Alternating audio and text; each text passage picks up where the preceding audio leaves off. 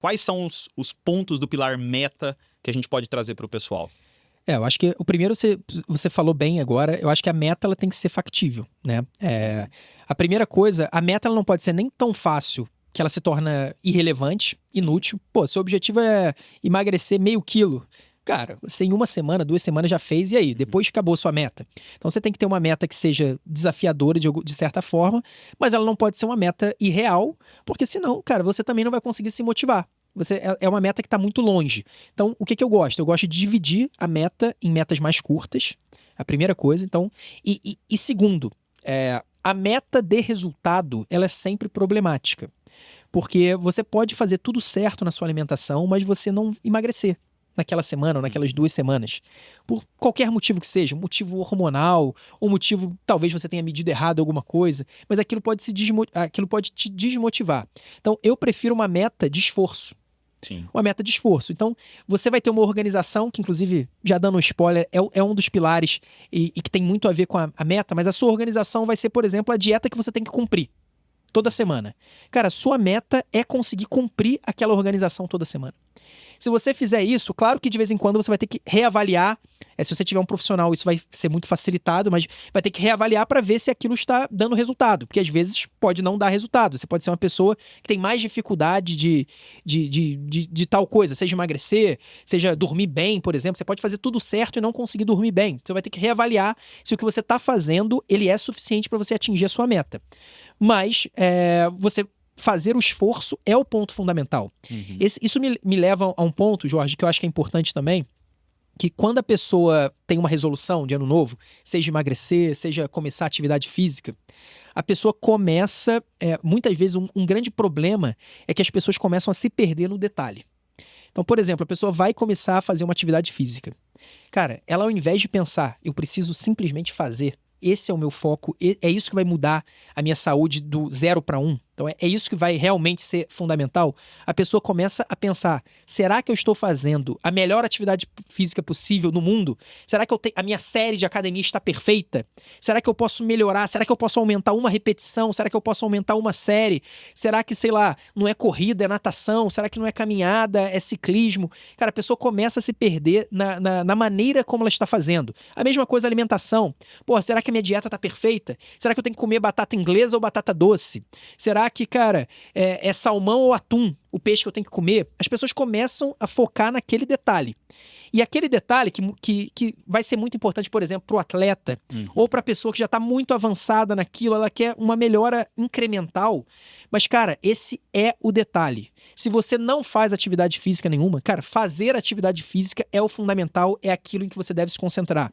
Se você não se preocupa em nada com a sua alimentação, se você, cara, tem uma alimentação completamente desregrada, você regrar a sua alimentação, por exemplo, seguindo um princípio de não comer alimentos processados e ultraprocessados, ou reduzir muito a alimentação de processados e ultraprocessados, já vai ser um ganho enorme.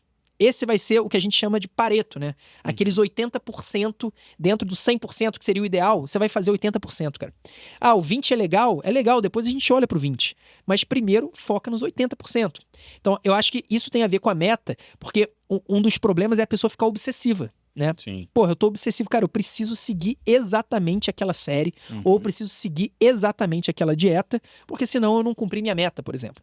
Então a pessoa tem que tomar cuidado para não se tornar obsessiva, mas ao mesmo tempo a meta ela é fundamental, existe também comprovação vasta sobre isso. A gente lembra no próprio estudo, né? Você ter meta de estudo era uma coisa que fazia diferença. Comprovadamente, as pessoas têm desempenhos melhores quando elas têm uma meta. A meta ela tem uma questão de motivar a pessoa. Aquele fogo inicial da motivação, ele fica por mais tempo.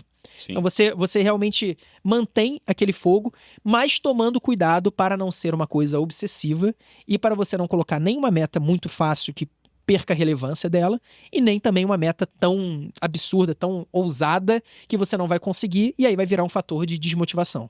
Perfeito. E existe aquela dificuldade que as pessoas pensam que elas precisam ser 100% o tempo todo.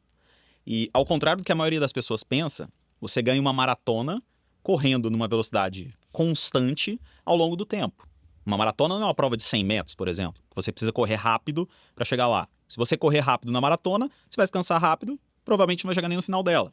Então, o que mais importa é a consistência, quando você se foca ali naqueles 80%, né, que é realmente o que você precisa, é o hábito em si, do que necessariamente você começar a tomar cuidado com detalhes. Esses detalhes, muitas vezes, é o que vai minando a sua capacidade ali de continuar fazendo um exercício físico, fazendo uma outra coisa.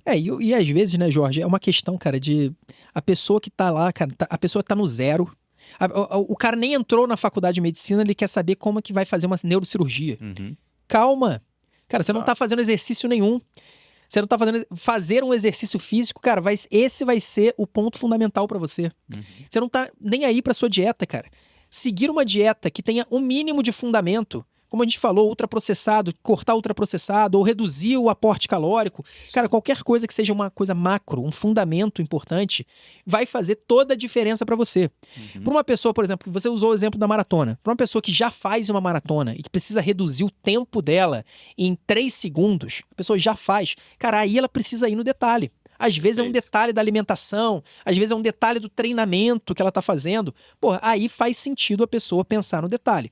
Mas a grande maioria das pessoas não tem que se preocupar com detalhe. Exato. E eu acho que existe um problema também, que muitas vezes a gente pega conselhos, e aí eu tô falando pegar conselhos de uma maneira geral, não só o conselho do seu amigo, do seu primo, etc, mas, por exemplo, você entra na internet pra ver um influencer Exato. de academia, e aí você que nunca fez academia vai pegar de um cara que faz há 20 anos, pô. Uhum. Um cara, que tem um nível completamente diferente do seu e que não tá no seu contexto. Então, assim, Perfeito. se o seu contexto é um iniciante, e aí pode ser um iniciante em qualquer área, né, pô? É a mesma coisa, pô, o cara que tá começando a se organizar financeiramente, ele tá pensando em se aposentar. Pô, só que o cara tá com dívida, ele já tá pensando em se aposentar. Claro que você tá preocupado com isso lá na frente, mas, cara, primeiro vamos corrigir as dívidas, né? Uhum. Vamos fazer aqui o básico, vamos parar de gastar mais do que você ganha, por exemplo. Exato. Então, assim, eu acho que às vezes a pessoa perde um pouco da noção de qual é o estágio dela agora e que antes de chegar no 10º degrau, ela precisa chegar no 2º degrau. É isso? Uhum. Inclusive, quando a gente fala de hábitos, e a gente vai falar um pouco mais sobre isso, a primeira coisa para você mudar um hábito ruim é você identificar que aquilo é um hábito ruim. Então você identifica que é um hábito ruim, depois você identifica o que leva você a fazer o hábito ruim, e aí você pensa em como mudá-lo. É a mesma coisa que você falou. Esse influencer, por exemplo, de academia, ele pode até falar algo que seja correto. Mas é correto para alguém que faz academia há 20 anos. Ou que tem um condicionamento físico melhor. Ele não sabe como você tá. Então, é muito melhor sair do 0 para o 1 do que pensar de sair do 0 para o 100. Tá? Isso é consequência. Mas você citou um exemplo que é bem interessante, porque fala muito sobre meta, mas também fala sobre organização. Que é, por exemplo, ir para academia. Poxa, você chegar na academia e tirar da sua cabeça o que você precisa fazer, provavelmente você vai fazer alguma coisa errada.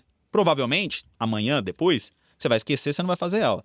Agora, se você tem uma série, se você tem uma organização do que você precisa fazer, a chance que você consiga fazer aquilo por mais tempo aumenta.